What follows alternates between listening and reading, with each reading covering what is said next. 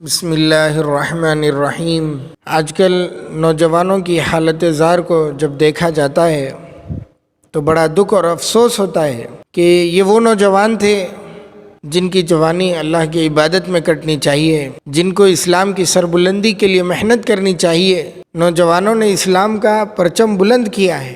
حضرت علی، حضرت عمر، حضرت ابوبکر، حضرت عثمان اور پتہ نہیں تاریخ کے کتنے بڑے بڑے مجاہدین ہیں جنہوں نے کم عمری میں قاسم محمد بن قاسم رحمۃ اللہ علیہ اور بہت سارے نام مجاہدوں کے گنائے جا سکتے ہیں، بہت سارے نام اسلام کی محنت کرنے والوں کے گنائے جا سکتے ہیں جنہوں نے بہت کم وقت میں، قلیل مدت میں بہت بڑا کارنامہ انجام دیا، بہت بڑا کارنامہ انجام دیا۔ لیکن ہمارے نوجوان، اللہ معاف فرمائے کہ ان کا طرز عمل اسلام سے بہت دور ہے۔ سر کے بال تو عجیب ہے، ماشاءاللہ، ایسے نظر آتے کہ جیسا ان کو سر کے اندر پھوڑا پھنسی ہو گئی ہو، یا مار لگ کے اس کو گومڑا آ گیا ہو، یا پھر ایک اون کی ٹوپی پہنے ہوئے ہوں۔ یہ باتیں اچھی نہیں ہیں۔ نبی اکرم صلی اللہ علیہ وسلم نے اس طرح بال رکھنے کو قیامت کی علامت بتائی ہے۔ یہ بال غیر شرعی ہونے کے ساتھ ساتھ دنیاوی نقصانات کے اوپر بھی مشتمل ہے، اور دنیاوی نقصانوں میں سب سے زیادہ مال کا ضائع کرنا اور وقت کا ضائع کرنا اس کے اندر شامل ہے۔ یہ کیوں ہے؟ اسٹائل کے بال رکھیں گے، فیشن کے بال رکھیں گے، ٹرینڈ والے بال رکھیں گے تو آپ کو اس کے لیے بڑی مدت درکار ہوتی ہے، بڑا وقت اس کو بال لمبا کرنے میں لگانا پڑتا ہے۔ پھر جب وہ بال بڑے ہو جاتے ہیں تو اب حجام کے پاس جانا ہوتا، اب وہاں پر گیا تو اس کو منہ مانگی رقم دینا پڑے گا، مال کا ضیاع۔ پھر جب بال کٹ جائیں گے اس کو سنبھال کے رکھنا، کہیں گڑبڑ نہ ہو جائے، کہیں اسٹائل خراب نہ ہو جائے۔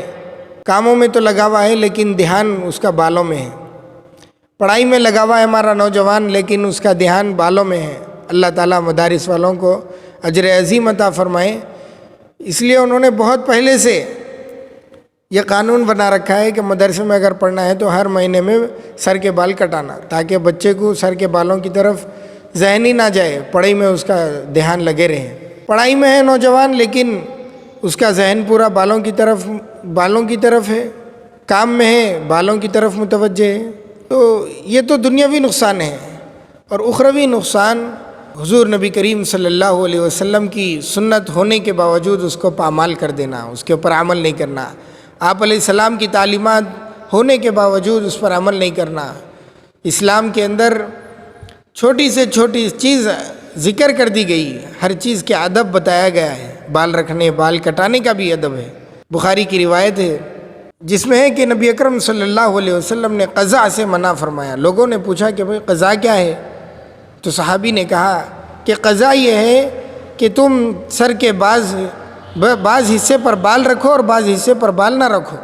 اور مسلم کی روایت میں ہے کہ آپ علیہ السلام نے فرمایا کہ جب تم بال کٹاؤ تو پورے کٹاؤ، اور جب بال رکھو تو پورے رکھو۔ آپ علیہ السلام کا عمل بھی یہی ہوتا تھا کہ اگر بال بڑے ہوتے تو کانوں کے برابر ہوتے، یا کانوں کی لو تک ہوتے، یا آدھی گردن اور کندھے تک بھی چلے جاتے کبھی، تو رکھتے تو آپ پورے رکھتے اور کٹاتے تو آپ پورا کٹاتے۔ یہ کوئی عیب کی بات نہیں ہے کہ آپ اپنا سر مونڈ لیں، ہاں، بڑے عیب کی بات تو یہ ہے کہ نبی اکرم صلی اللہ علیہ وسلم کی تعلیم ہونے کے باوجود ہم یہودیوں اور ہندوؤں کے طریقوں پر چلے۔ ابھی کس عذاب کا انتظار ہے؟ مشرکوں کی عادتوں کے اوپر چلتے چلتے، اداکاروں کی اداؤں کے اوپر چلتے چلتے ہمارے اوپر اتنا برا وقت آ گیا کہ ہم پر یہود اور ہنود مسلط کر دیے گئے۔ ظالم حکمران ہمارے اوپر مسلط ہیں جو ہمارے بچوں کو مارتے ہیں، بچوں کے سامنے والدین کو مارتے ہیں، جن کے دل میں ذرہ برابر بھی رحم نہیں ہے۔ اسلام دشمن طاقتیں ہیں، مسلمانوں کو ختم کرنے کی پوری کوششیں کر رہے ہیں، اور ہم انہی کے طریقوں پر چل رہے ہیں۔ نبی اکرم صلی اللہ علیہ وسلم نے جو راہ بتلائی ہے وہ نجات والی ہے۔ بس ہم کو کرنا یہ ہے کہ اللہ کے رسول صلی اللہ علیہ وسلم نے اسلام کی کیا تعلیمات دی ہیں ان کو سیکھنا ہے، بڑا افسوس ہوتا ہے جب آدمی یہ کہتا ہے کہ بھئی ہمارے کو نہیں معلوم تھا اس لیے وہ غلطی ہو گئی۔ ارے اللہ کے بندے، کیسا نہیں معلوم؟ کیا اسلام کی تعلیم معلوم کرنے کے لیے تمہارے پاس وقت نہیں ہے؟ کیا آسمان سے شعلے برسنے کا انتظار تم کر رہے ہو، یا پھر سخت آندھی اور تیز طوفان کا انتظار کر رہے ہو جو تم کو آسمانوں تک اڑا کر لے جائے اور زمین پر دے مار دے؟ کیا فرعون کی طرح پانی میں غرق ہونے کے لیے تم تیار ہو؟